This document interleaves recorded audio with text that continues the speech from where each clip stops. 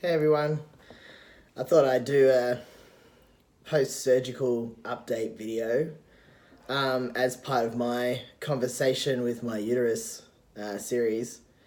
I really wanted to do a part 3 video to that before surgery, but I ran out of time and I had a lot going on anyway, which is probably good, good to put in that video. So I might do that when I'm sort of less acute and a little less on painkillers.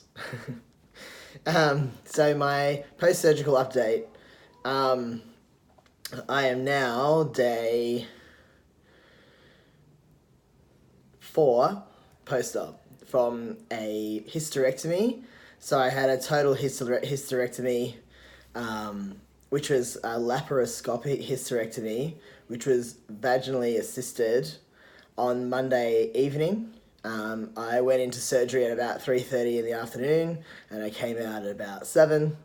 And then I spent 2 nights in hospital. I spent the Monday night, and then I spent the Tuesday night in hospital recovering from that. My surgeon was Dr. Erin Nesbitt-Hawes from Lana Healthcare for Women in Randwick, and she practices out of her own private practice. So I went private for this surgeon because I wanted to elect my own surgeon. And she performs her surgeries at Prince of Wales Private Hospital, also in Randwick. And I had a really good experience. I had a really good medical experience, both at hospital and with Dr. Erin.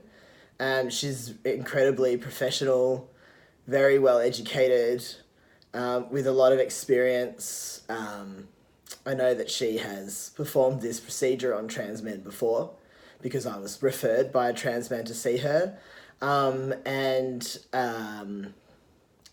At no point in any of my visits to her surgery or, filling out her paperwork or having a chat with her, even at the hospital, pre and post-surgical, did I ever feel that I was any different to any of her other patients.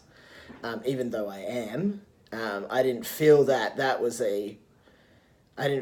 fact that I'm a trans person with a uterus or a man with a vagina or anything like that actually affected any of my procedures or my experience there, which is great. And obviously that is, that is obviously something that should be the way it is. I shouldn't be surprised. I shouldn't even have to comment on that. But the fact of the matter is that for trans healthcare right now, that kind of experience is probably either a minority of the times people have this experience, or the negative experiences and the factors of these negative experiences that that trans men do experience are so horrendous that they basically are just so terrible that they take up a lot of the drama. So I was just so happy and really, really grateful that I had landed myself in a very respectful, professional situation. So thought I'd share that. I requested a private room because I didn't want to be in a ward, especially if I was in a ward with other people who had undergone hysterectomy, mostly because I didn't want to affect anyone else's recovery. But I, now having had a hysterectomy and having been in my own hospital room, I realized that it was just really important for me to be in my own room. So I'm really, really blessed that they took that seriously and put me in my own room at the hospital. The nurses were amazing, really amazing, very caring, super professional. I had to be catheterized 3 times and then obviously decatheterized 3 times, which pretty much requires people to, these nurses to insert a tube into my urethra, and which is very different for between cis women and transgendered men. Even though we both have vaginas, obviously the anatomy changes under testosterone, so there's a lot more bulk and the clitoris is much bigger and basically has to be moved out of the way to find the urethra and to insert the catheter in there and get it into the right hole and all that kind of stuff. And so I felt like I was really well looked after by the nurses that catheterized me and then decatheterized me each time, because obviously like the night staff would catheterize me and then the morning staff would decatheterize me, and they're two different people, so they both had to be informed about, you know, what they were doing on a male presenting person with a vagina. And I didn't really even have to think about the fact that that might affect my care until the second night. Unfortunately, the night nurse on the second night was very anxious around me, but I thought like that could have just been her nature. She could have just been an anxious person, and I'm a little bit of a different case, and so maybe she was a little bit flitty, but she still took care of me. She just opted not to do anything with the catheter, and that's fine. So the reason I stayed in hospital for 2 nights was because on the second day, so the day after surgery, they took my catheter out. So catheter is used to like help just drain the bladder, so I didn't have to get out of bed overnight. So it just drains the bladder of urine, so I can just stay in bed when I'm like still recovering from anesthetic and things like that. And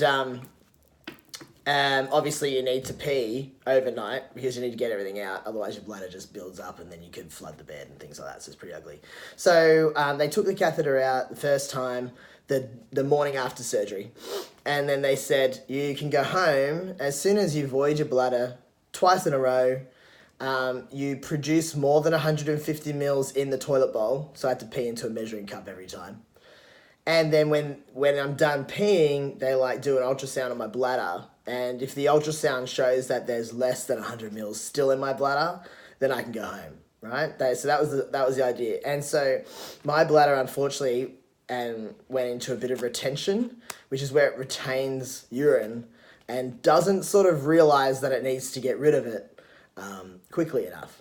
So I did end up like in the middle of the day peeing like a litre, and then they re-scanned my bladder and there was still 600 mils in there, which is just crazy. Like basically we're all busting for the toilet at about 500 mils. And so I couldn't even feel it. I didn't feel uncomfortable at all. And I must have, at some point, I had like almost 2 litres of urine in my bladder. So and I wasn't successful at all that day getting enough urine out. So we decided to recatheterize me, and I stayed a second night. And I'm happy I did that now. I'm really happy I did that now. I was also like a lot weaker than I thought I was. So I think even the journey home would have been really disturbing for me. Yeah, so overall it was a really good experience. It's so much better being at home. I'm resting and recovering a lot better here. I was stressed in the hospital. Like my body was stressed. I didn't sleep well either nights. I didn't rest well at all. I was very stressed about my bladder and all that kind of stuff, and just like things going unexpectedly. So it was a good lesson in learning to just let go and go with the flow and be patient and just hold yourself together when you're in a position that you fucking hate. So and it was good for that, even though it was like so soon after surgery. So I'll just quickly show you my incision. So because I had a laparoscopy, what they do with that is they basically just like blow your abdomen up like with air and spin you like on a 45-degree angle so that the ovaries sort of just dangle down. They snip those off laparoscopically. So they like, that was funny. So they put like the tools in and then they find the organs and snip them. And then they also do that in the pelvic region, okay, because the ovaries are in the abdomen and the uterus is in the pelvis. So they're 2 different areas and they're separated by different tissues. And so they had to put a laparoscope through into the pelvis and go through the vagina and sort of take the uterus out that way and then stitch the top of the vagina up to the ligaments that go to the abdomen. So I'll quickly show you my incisions.